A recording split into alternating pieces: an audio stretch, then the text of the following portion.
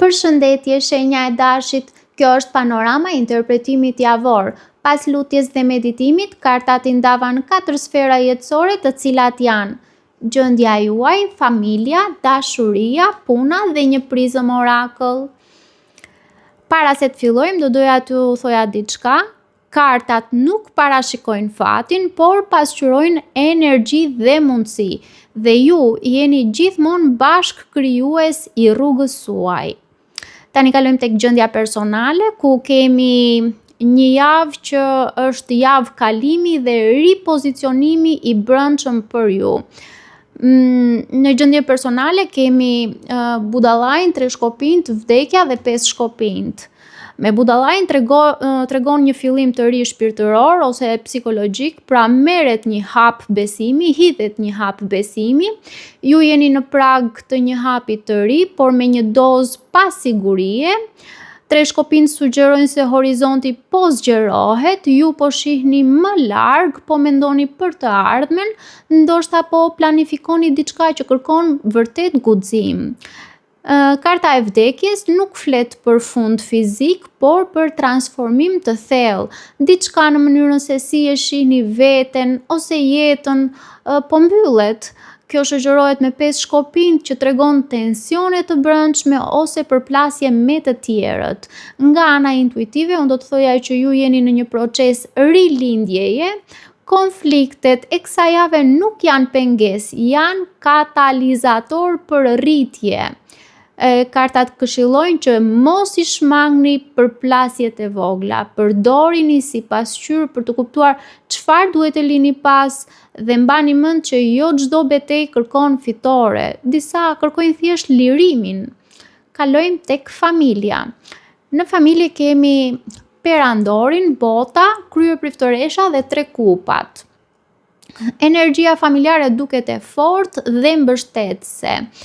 Perandori sjell strukturë, figurë autoriteti, që mund të jetë një person që mban familjen të bashkuar, që mban familjen në mënyrë të stabilizuar, që mund të jetë një baba, një vëlla më i madh, mund të jetë bashkëshort, mund të jeni ju vetë, sepse karta e perandorit është karta e dashit, pra karta kryesore e dashit, dhe përfaqëson energjinë tuaj.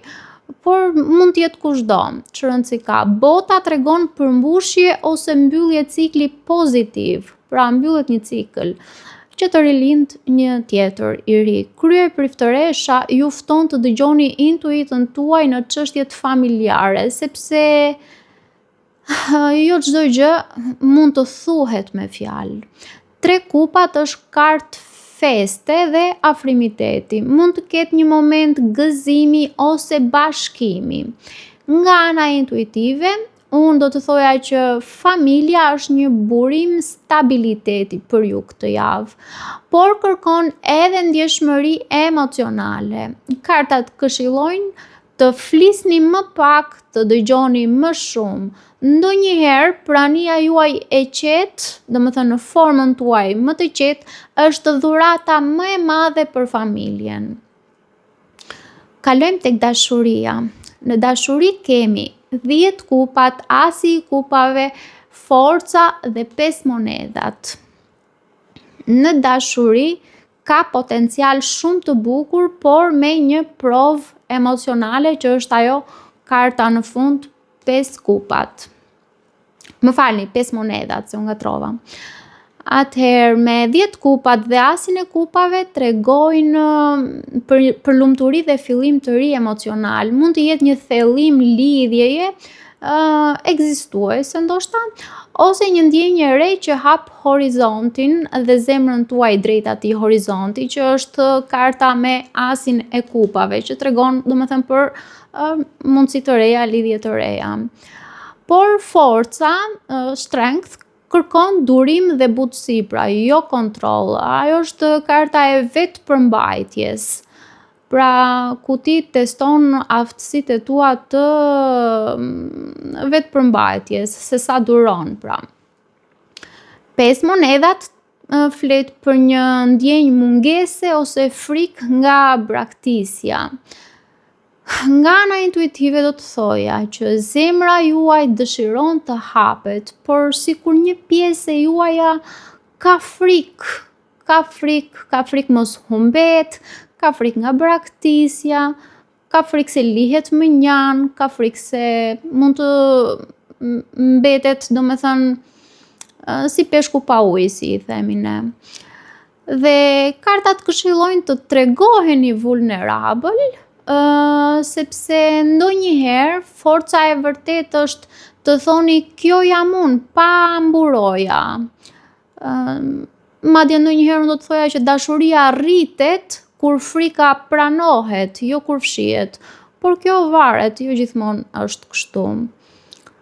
Megjithatë, kalojmë tek puna. Në punë kemi 5 shpatat, magjistari në të kundërt, 8 shkopinjt dhe 4 shkopinjt.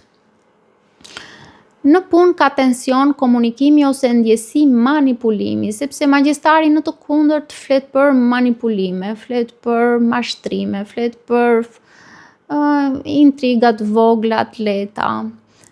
5 shpatat dhe magjistari në të kundërt, të dyja së bashku paralajmërojnë edhe për keqkuptime ose lojra pushteti. Megjithatë, 8 shkopinjt sjell lëvizje të shpejta, komunikime, udhëtime, kontakte me jashtë ndonjëherë, po që janë edhe në mënyrë kështu entuziaste, domethënë, sikur sillin lajme të mira këto 8 shkopinjt. Të paktën mua kështu më rezonon për veten time. Janë gjithmonë lajme të mira. Dhe 4 shkopinjt është stabilitet dhe arritje. Nga ana intuitive do thoya që një situatë e vështirë mund të zgjidhet shumë shpejt, por nëse veproni me qartësi dhe integritet. Kartat këshillojnë mos hyni në lojra egoje në punë, fokusoni te rezultatet dhe komunikoni sa më drejt për drejt, sa më troç, aq më mirë. Shpejtësia është në anën tuaj, sepse është karta e 8 shkopinjve, dhe përdoreni për të ndërtuar, jo për të reaguar. Kalojmë tek Prism Oracle, ku kemi protection, mbrojtje.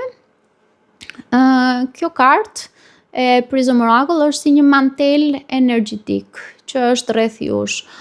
Kjo kartë sugjeron që pavarësisht turbulencave ju jeni të mbrojtur, sidomos kur veproni në përputhje me vlerat tuaja. Nga ana intuitive unë, në fund do t'ju thoja që kjo javë është një prag transformimi. Sikur ju po hiqni një lëkurë të vjetër, e keni parasysh kur gjarpri e heq atë lëkurën e vet, zhvishet nga lëkura e vet, pra për të hyrë në një version më autentik të vetes. Konfliktet, emocionet dhe lëvizjet janë pjesë e një riorganizimi më të madh. Dhe si këshill do të thoja që vendosni kufi të butë por të qartë. Pra siguroni që të jeni të qartë për palën tjetër, që pala tjetër ta ketë kuptuar, dhe kujdesuni për energjinë tuaj. Paçim!